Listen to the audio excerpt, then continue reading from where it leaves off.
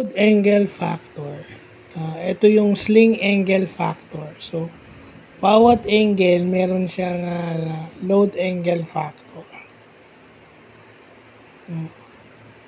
Meron siyang ganun, no? Every angle meron siyang ganyan. So, ito ay importante kasi every angle meron siyang corresponding load na kailangan. It is based on the sling length and vertical height. So, syempre, constant na ata yung 2 rito dahil dalawang sling legs.